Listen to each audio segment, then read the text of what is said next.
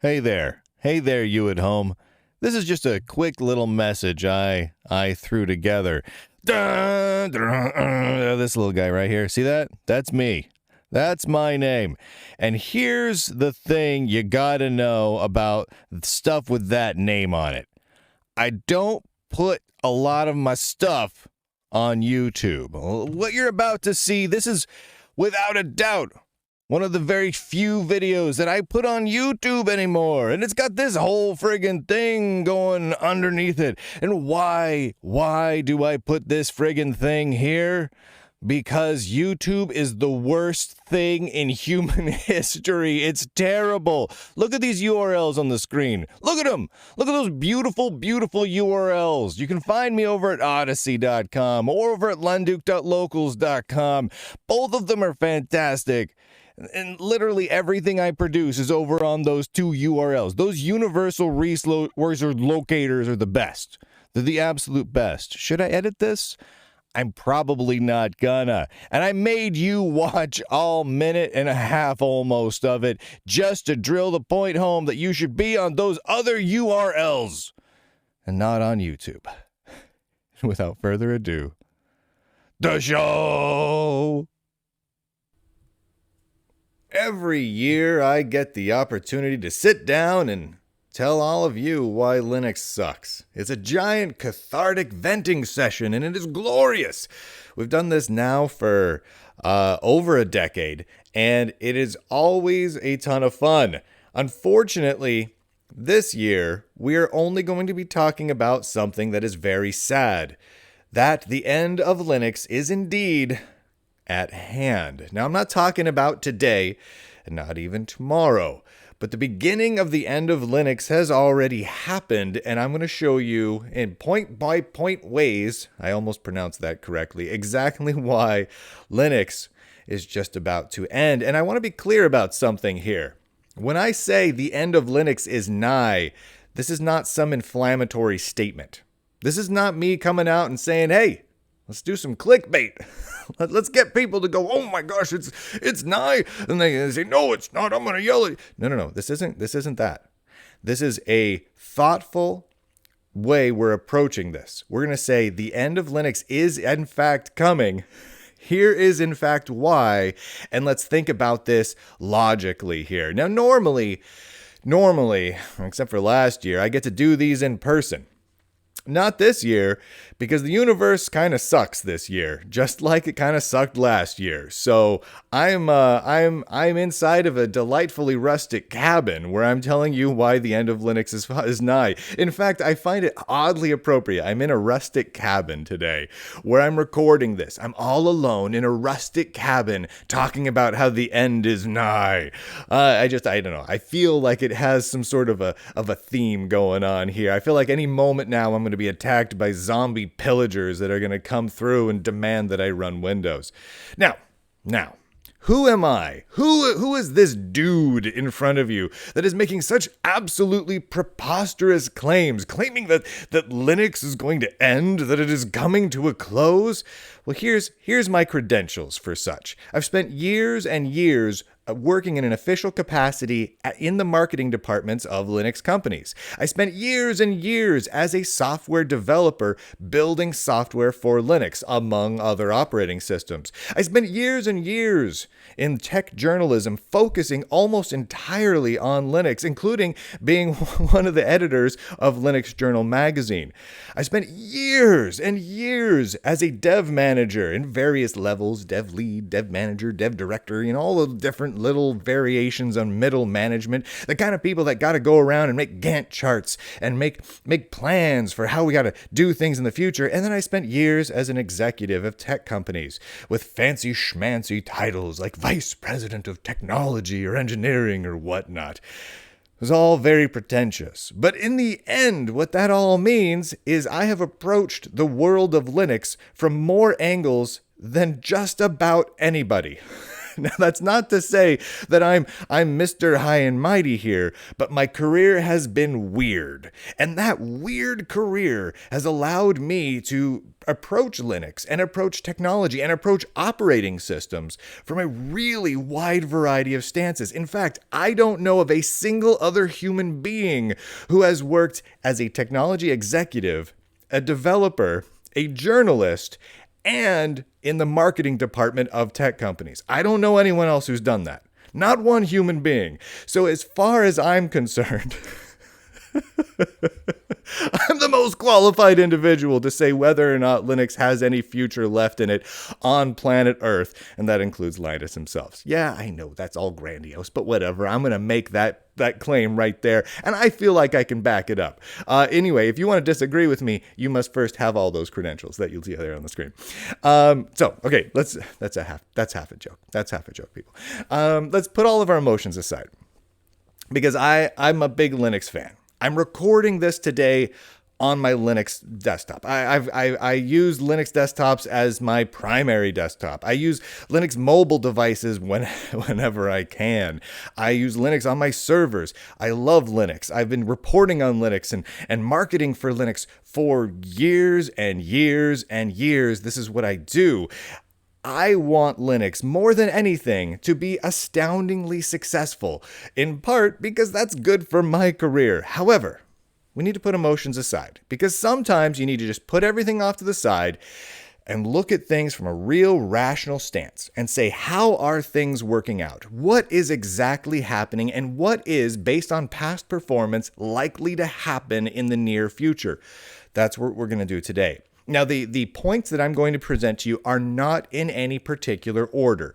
They are, in fact, somewhat randomized. I started going through them and trying to put them in certain orders for maximum punch and whatnot. And I'm like, no. We're just gonna approach these one at a time, think about them, and at the end, we'll kind of summarize them, and you can make up your own mind if I'm crazy or not. I'm not. To start with, the world of Linux leadership is under attack. And when I say leadership, I mean our founders. Richard Stallman, he's out at the Free Software Foundation, and many people may celebrate that. That's fine. I personally suggested 15 years ago in articles and podcasts and videos and all the like that Richard Stallman's probably not the best person to be the talking head, the figurehead of the free software movement at this point. He's done astoundingly good work, but I've argued repeatedly that he probably should not be the primary spokesperson. However, not only is he not the primary spokesperson, he was all but forced out of the foundation that he himself created. So Richard Stallman, he's not part of the Free Software Foundation anymore. Eric Raymond, who started the Open Source Initiative, has been banned from communicating with people in the Open Source Initiative. They banned him from mailing lists and everything. He can't do nothing. He created it, right? These aren't little people, right? These are just two examples. There are more. I mean, heck, they're even trying to get rid of Linus. They're even trying to get rid of Linus Torvalds. I mean, the Linux guy himself. People have been repeatedly attacking Linus to try to get him so he's not involved anymore, or to not be a part of the Linux Foundation, which pays the bills for him and quite a few other Linux maintainers anymore. And it's not good. When you've got a scenario, now just take your emotions out of this for a moment. Now I'm going to try and take mine out. Hard to do. Put all our emotions off to the side. Whether we like these people or dislike these people. When the founders of companies, projects, and movements are banned and under a constant deluge of assaults to get them far away from the things they created, that doesn't usually bode well for the things they created. It just usually doesn't. It's very hard when someone creates a company and then that company gets ousted and beaten down and whatnot. It's hard to point and say, wow, that company is going to succeed now. It's certainly not an indication of future success. Let's put it that way. Let's move on from here, because honestly, in my opinion, this particular point is probably the smallest indicator of future success that we've got on this list here, but it's still an important one, and I feel like we had to include it. Now, the big Linux companies are undergoing some seriously dramatic changes right now, and none of them I see are good. For example, IBM purchased Red Hat. Now, that in and of itself could be a good thing or a bad thing. That's more resources for Red Hat, but do they really need more resources already? They were already a really, really big, very profitable company. And Red Hat has given so much to the Linux community. I want to be very clear here. So many of the products is the wrong word. So many of the projects, so many of the pieces of software we use on all of our Linux desktops are there because of the work of Red Hat or the people working at Red Hat. GNOME, the network manager, so many things, kernel contributions, so much work came from Red Hat. Well, now IBM's purchased Red Hat, management shakes up, and they immediately kill off CentOS. And it's kind of trending in a real negative way. It doesn't look overly positive. Any of you know what happens when IBM buys other companies? It usually doesn't go well for that company long term. I have a couple of friends. I'm not going to name names here. This is something, if you want to go Bing, search all over the place. I love Bing. Don't actually use Bing as the search engine. Use a different DuckDuckGo or something like that. But Bing, just search around and you will find so many horror stories of people who worked at a company. That company got purchased by IBM, and then that company loses its soul, loses its spirit, gets canceled product lines, gets changing corporate focus, all of it, and it's already happening. That's not a theoretical. It's already happening to Red Hat. I've heard from so many people at Red Hat, so many Red Hatters that are unhappy right now because of this. It's going to keep going, and it's going to continue. Then there's SUSE. SUSE, I worked at SUSE for years in their marketing department, and they get sold every third Thursday. That is an exaggeration, but they get sold a lot. They've had so many different corporate owners, and right now they're owned, I believe, by a venture capitalist firm who also invests in boots and banks in Europe or something like that. I just don't have a lot of confidence that they're not going to be sold again, and this time to, I don't know, the company that makes mucklucks. I don't know. I don't know what's going to happen, and that's the problem, is I don't see a stable future there. And you keep looking at companies like Red Hat, like SUSE, and others, and you notice an ongoing trend where less and less over the last several years do they talk about Linux. They tend to have press releases after press releases about Kubernetes and Docker and serverless this and OpenStack that and whatnot, but they don't talk about Linux so much. And yet they were Linux companies. That's what they did. They did Linux. Well, they still do, and that's still their cash cow, but they don't talk about it so much. That's not what their focus is from their project management and marketing standpoint. They don't focus on that as much anymore. And it's just sad. It's just super duper duper sad. And you're seeing that trend continue. And when you've got those companies who have been responsible for some of the massive, massive forward leaps in technology, in adoption of Linux, ceasing to focus on Linux, killing off Linux distributions, like in the case of Red Hat, that doesn't bode well. Again, that's not a good indicator of future growth and success for Linux as an operating system and kernel. It's just not. And then you've got other things like Linux Journal.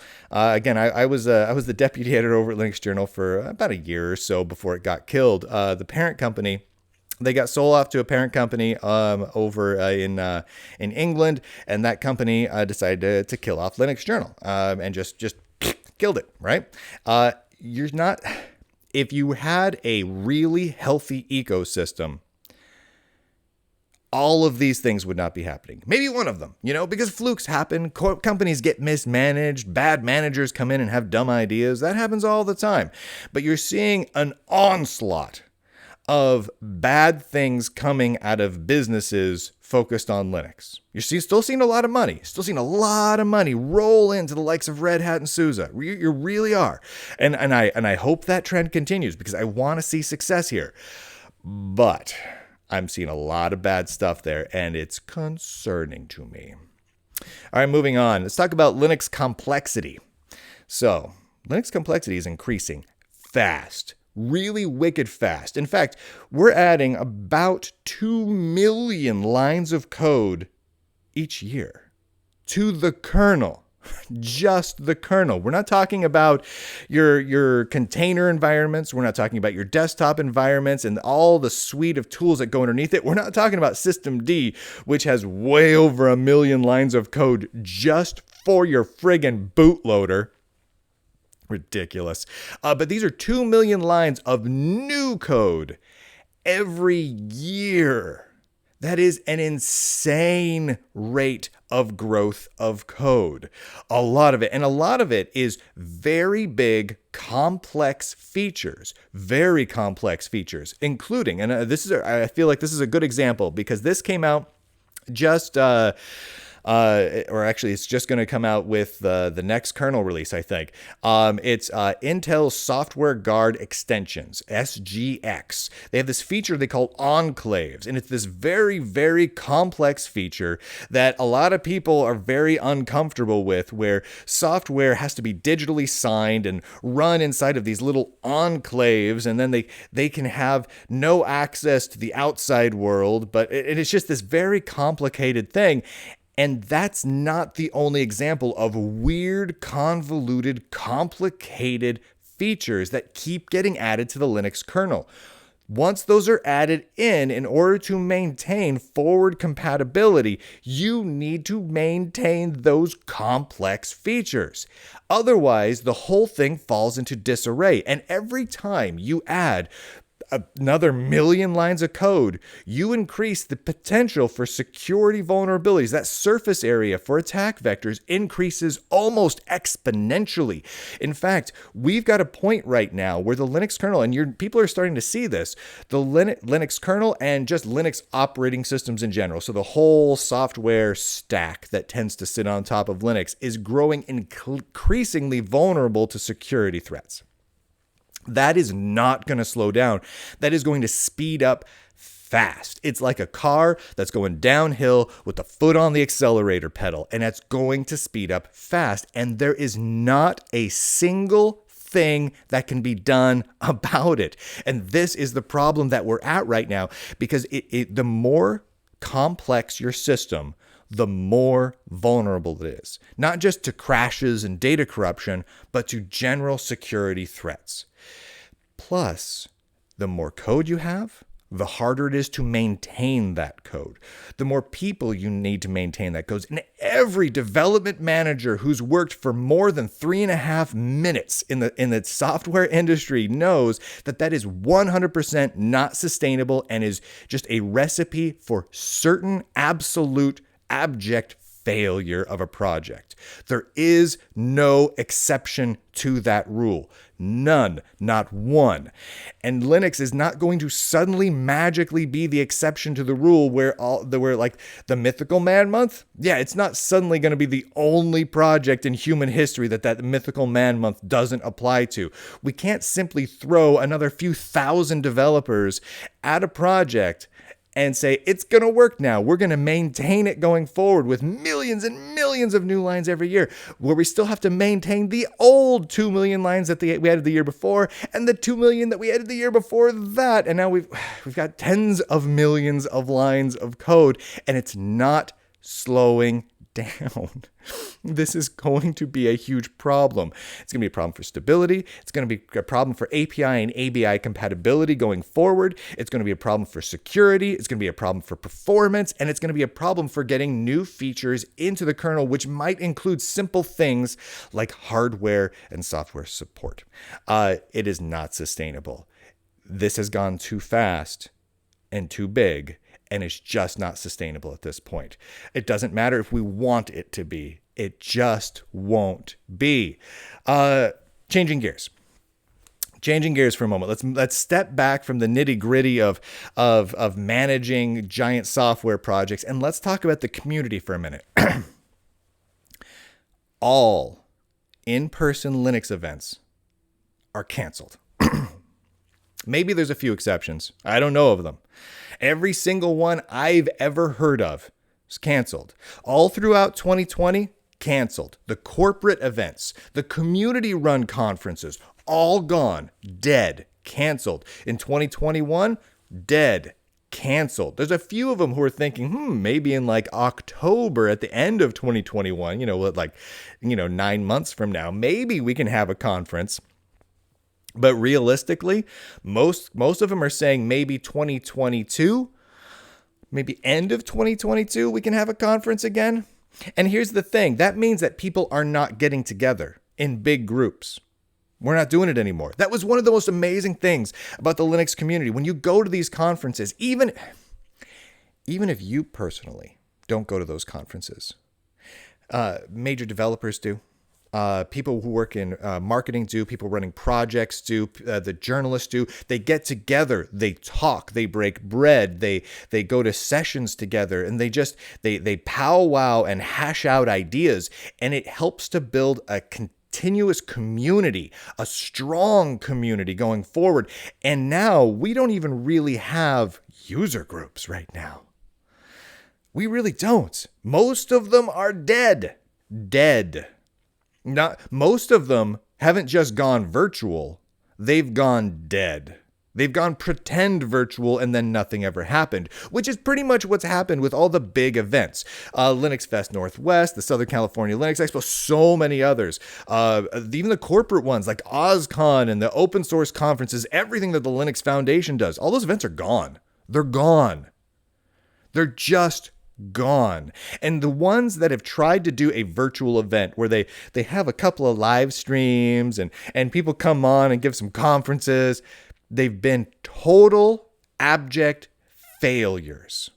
And that's not because people didn't try. It's because it doesn't work. It doesn't work at all. It doesn't provide that sense of community that we so desperately need. When you look at the numbers, people just aren't showing up to them. I mean, to be fair, very few people ever watched like the videos from like the Linux conferences, right? Like there was a couple of exceptions recorded by a couple of unnamed really handsome people, but otherwise people just didn't watch the videos from these conferences. Where the attendance mattered was the actual attendance, not who watched it on the YouTubes. But the actual in-person attendance, that's what mattered. And now we don't have that. We don't have it anymore. Our community is dying. Not a little dying, not a little sick, but like in hospice. The Linux community is in hospice with every known disease on the planet. Not dead, technically alive, and technically hopping on a Zoom call every now and then. But hanging on by a thread. I mean, we're certainly on the ventilators right now. And this isn't coming back. It's not. It's just not. Because the reality is, from every conference organizer I've heard from, well, they were all done for 2020. In 2021, they're going to be all done too. You don't cease operations for 2 years and then suddenly you're back in business and everything's fine, right? At best, if there's an astoundingly healthy community and large investors behind you, you can slowly come back. Ain't happening. It's just not. Want it to happen. This guy right here wants desperately for this to happen. I like giving these shows in front of a room full of 100 to 1,000 people, right? I love it. I love interacting with the audience. I love chatting with the audience. If you go and look at some of my old shows, some of my old Linux Sucks, where I'm in a big giant banquet hall and there's 700 people, laughing and we're all just having a good time and a couple of people heckling me and I heckle them back. It's a blast. I love it. And it's not coming back. Not anytime soon. And that makes me crazy sad. But it doesn't matter if it makes me sad. It doesn't matter if I don't want it to be this way. It is. And I have no ability to make it come back. And neither does the folks at the Linux Foundation or O'Reilly or any of the community organizers or the vast majority of the user groups out there. Now, I have heard a little whispers of a few very small regional user groups who have kind of under the radar gotten together in people's living rooms and whatnot. But that's the exception. And God bless them. But that's just not the common thing that's going to happen. Now, and all of this is bad. All of this points to bad stuff.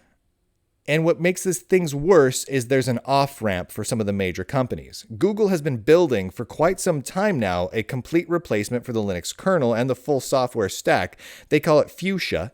It's being built right now. It's moving forward rapidly.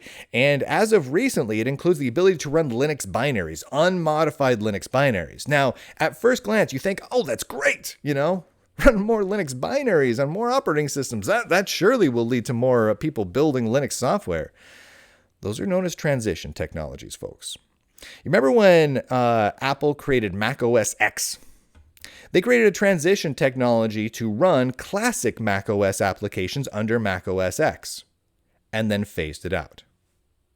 People didn't suddenly think, okay, I'm going to write and build more classic Mac OS, like Mac OS 8 and 9 and whatnot applications, and they're just going to run under OS 10, and that's going to be my business going forward. No, it was a transition technology. When Apple moves between processor types, it's a transition technology. 68K to PowerPC to Intel to the Apple ARM. It's always a transition technology. The previous generation, there's some sort of compatibility layer that's built to try and ease the transition. And it's usually a feature that's added late in the game. When you see an operating system come along and they add a new feature that's a transition piece of functionality, like the ability to run applications from the previous generation operating system or processor type, you know that means that either it's about to ship or it already has shipped and they needed to get people over. Which tells you that Fuchsia is about to be put forth, at least by Google, as the replacement for Linux within Google's ecosystem, which includes Android and Chrome OS. Android and Chrome OS right now are the default super by a long shot winners of Linux market share. Think about that for a moment. The vast majority of Linux market share is primed to go away very, very quickly, and you and I have absolutely nothing we can say or do about it. It's just the way Google is headed. It's obvious to everyone who has worked in the operating system industry for more than a minute. We know it's coming. And it's not gonna stop, which also means we're gonna have less people contributing to Linux functionality and the like going forward. Now, you could say, well, maybe that's a good thing. Maybe it'll slow down Linux development enough that it will achieve some sort of maintainability and sustainability of the kernel and systemd and all the other software stacks that sit on top of it. Except we've already crested over that hump. It's too late. The water has breached the levees on sustainability. Unless we roll back to a much earlier version and very slowly and carefully backport a very minute set of features to that earlier version of the kernel, we're done. This cannot be maintained going forward. We're done. And the replacement is built, and the transition functionality is being published now to move people off of Linux. And one important note to think through here is that no operating system has lasted forever. Even the really dominant operating systems in any given space, whether it's versions of Unix or CP/M or DOS or the various big Windows releases, because Windows really is not a single operating system. It's a wide and diverse family of operating systems that all share the Windows name. For instance, a Windows 1 and up through 3.11 is a very different beast than Windows 9X. Windows 9X is a very different beast than NT. And as you move forward in the NT line, it even gets weirder and weirder as you approach like Windows 8 and Windows 10, right? Mac OS, right? No dominant. And when I'm talking Mac OS, I'm talking about the older versions of Mac OS. And even the newer Mac OS 10, it's not even functionally compatible with each other, right? Old Mac OS 10 and new Mac OS, that is, theoretically, it's based on the same thing, but they're just not compatible with each other anymore. No operating system lasts forever. No one ever has. Not one. And when I say last forever, I mean be in either a dominant position or maintainable position, where it's continuing to be very actively and aggressively developed with a sustainable market share and software ecosystem, right? Because there are examples. Because you can look at things like the Amiga community. Those people will never go away. At the end of time, there will be Twinkies, cockroaches, and Amiga users, and they will never go away, right? And I am proud of them for their staying power. It has been, I don't know how long since we've had, a real Commodore Amiga, but man, they keep pumping out new like homebrew hardware and new software updates and all sorts of stuff. So they can stay. They'll manage, but they'll never achieve what they had. It's the same with every operating system. There are Windows 9X users out there. There are. There are people who think Windows 3.11 is excellent. I think it's pretty cool. Right? There really are. There are DOS aficionados. Heck, FreeDOS is still around. A free and open source implementation of MS-DOS, an MS-DOS compatible operating system. It's still around. Under development. Is it in a dominant position? No. And it's not going to be. Right? Its time has passed. No operating system has ever stayed in that position forever. And Linux has been in a good run for over a quarter of a century now. It has lived way past where it should have lived. And I'm thankful for that. It's given me a career. And it's given me a really enjoyable operating system and platform to use across a wide variety of devices, right? It's amazing. It is absolutely amazing. And everyone who's ever worked on it is great. But it never lasts forever. So statistically speaking, the odds of Linux making it another 10 years as any sort of dominant operating system for any usage, server, mobile, desktop, whatever, is statistically incredibly unlikely. And with everything we've looked at so far, that 10 years, I'm thinking a lot less than that. Let's think about this for a second. The founders of open source and free software are banished. The person who runs the Linux kernel and maintains it, people are actively trying to banish that guy. And they're not alone. I mean, hell, people are getting ejected from communities and projects across the land. It's not good. The community is in utter shambles right now. We haven't been able to meet in person in over a year. Is that the fault of Linux? No. No, not really. But it's the way it is, and it's what's happening. So we have to include that in our analysis of the situation. Our community is in shambles, not just because our founders are being banished and not just because we can't meet in person, but that all wrapped together, our community is dying. The companies that have contributed so much to Linux are losing their Linux focus. They're being gobbled up by other entities, and they're losing their focus on Linux. It's just happening. It's just happening, including Google. Google's focus on Linux is changing because they're moving somewhere else. Core system components are reaching levels of extreme unsustainability. They cannot be maintained and they cannot be sustained going forward. We can limp along for a while, and we have been, and we will. But at some point, it's going to give. And it's going to give in a big way. And when it does, well, Google's already there with the replacement of Fuchsia. So Linux, yeah, it doesn't have a bright future ahead of it. Despite its massive advancements in technology, its massive advancements in market share across and usability across the board. It's been amazing. Despite that, it just doesn't have a bright future. If you're looking at this from a project management standpoint, and you're sitting down and you're evaluating this technology with everything that's in front of you, Linux is a bad bet going forward. And that sucks so much. That sucks so much. Combine that together with the statistical highly unlikeliness of it staying active. And when I say active, I mean at the level it's currently at much longer. It's just, I don't see it. I don't see it happening. I don't see Linux. Flash forward, it's 2021 right now. Flash forward another 25-ish years to 2046. Nope, definitely not. We'll be on to something else. For sure. Without a doubt. Unless all the rules get thrown out the window. Unless everything changes radically. Nope. It's just not. The writing is on the wall. The end is nigh. It's happening, whether we want it to or not.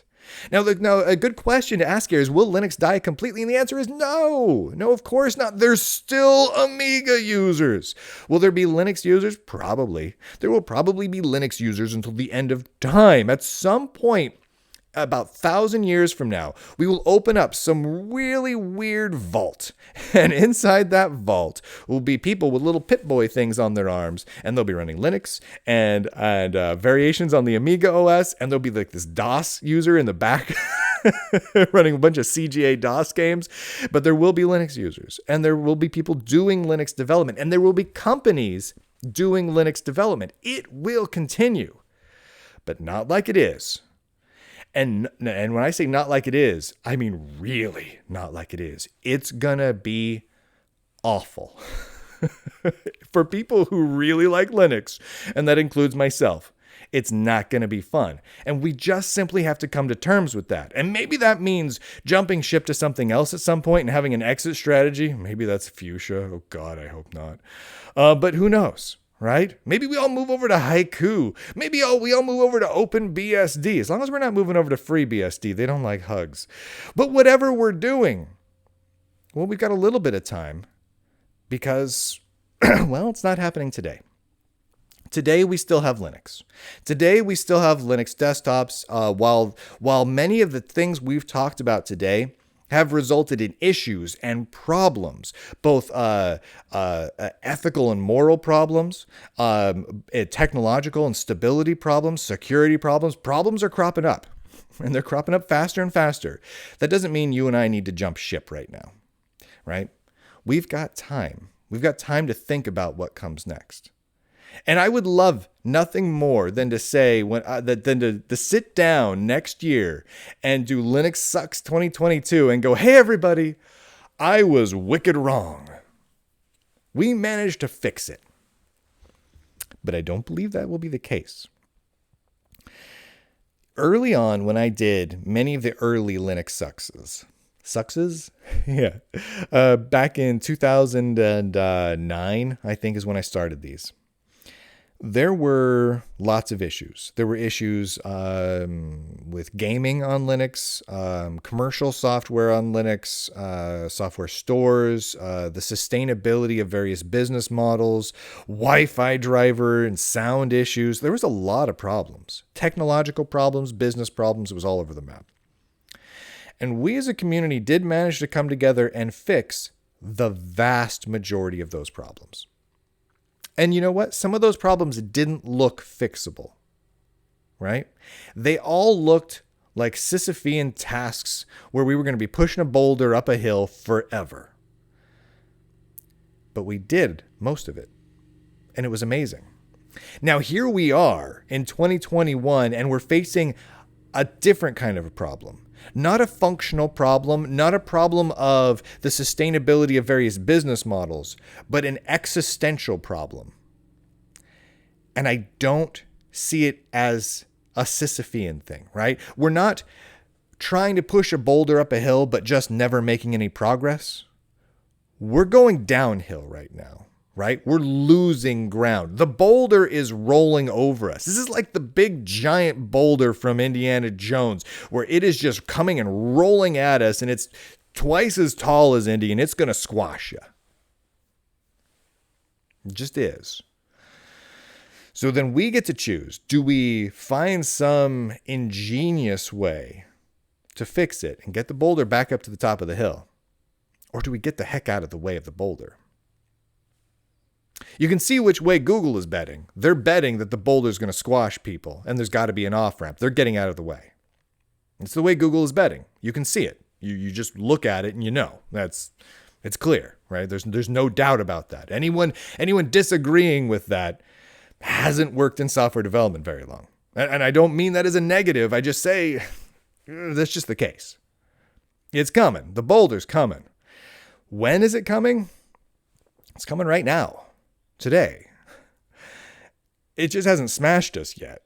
We're running down the hill, and there's a boulder behind us, and we're just going, ah! And then there's these people that jump out of the bushes, and they have these little blow dart guns, and they're blowing poison darts at us, and we're going to try and jump in a plane that takes off, but there's a snake in it. Like, there's stuff happening. When do we get smashed? I don't know. But it's done. Linux. This is the end. The end is written in stone. It's here. I don't see a way out of it. And that is a massive bummer for me. So there we go. This is it. This is it. The end of Linux is nigh. Where's that slide at? Where's that slide at? There we are. The end of Linux is nigh. Now, maybe not tomorrow. And I'm still running Linux myself, and I'll probably be running Linux for, well, quite some time to come. Honestly, I expect this time next year, I'll probably be, I don't know. See, those words start to come out of my mouth. I'll be probably still running Linux, but really, I don't know. Maybe I'll be off on OpenBSD or Haiku or some other operating system I haven't thought of yet. Now, it's probably going to be an open source or free software thing. So that tends to be my way, but I don't know. And again, that bums me out tremendously, but it does not matter if it bums me out. It only matters if it seems highly likely. And it does. All right, everybody. So this is it. This was Linux Sucks 2021. As I come to you live from a cabin in the woods. The zombies will burst through the door at any moment now. And Linux will cease to function. Click on some things. Those are some links. Feel free to yell at me if you like. I'm hard to yell at nowadays. I'm not, I don't check the tweeters or the Facebooks or the Instagrams or the LinkedIn. I was trying to come up with a word for it. I'm not there. The links you see on the screen, that's it. Those are the ways to get a hold of me. Go to Lunduke.com, Lunduke.locals.com, which is like my social network, where I post all my stuff, all my exclusive content and my books, and I hang out with people there. That's where I hang out all the time.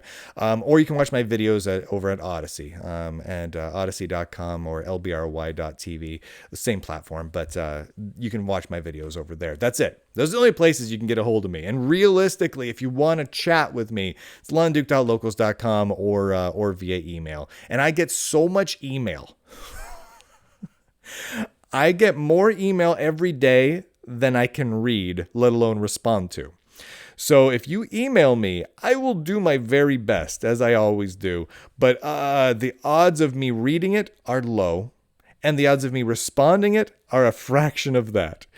I'll try, but until such time as I become spontaneously mega wealthy and can hire a couple of assistants to read and scan through all my email, I'm not gonna. Yeah. Go to lunduke.locals.com if you really want to chat with me or disagree with me on stuff. Otherwise, you're just gonna be yelling into a vacuum, which is totally fine. All right, everybody. I hope that this doesn't bum you out too much. I hope for the love of God that we can all get together sometime soon and sit in the same room and break bread and eat pizza and goof off and laugh and show each other our nerdy projects that we're working on. Someone's got a weird little robot with some Legos stuck to it. I want to do all that stuff. I want to sit in a room and give a presentation like this and have someone heckle me. and tell me how wrong I am. But until then, coming to you from a cabin in the woods, this is me, Brian Lunduke, signing out. See you later, everybody.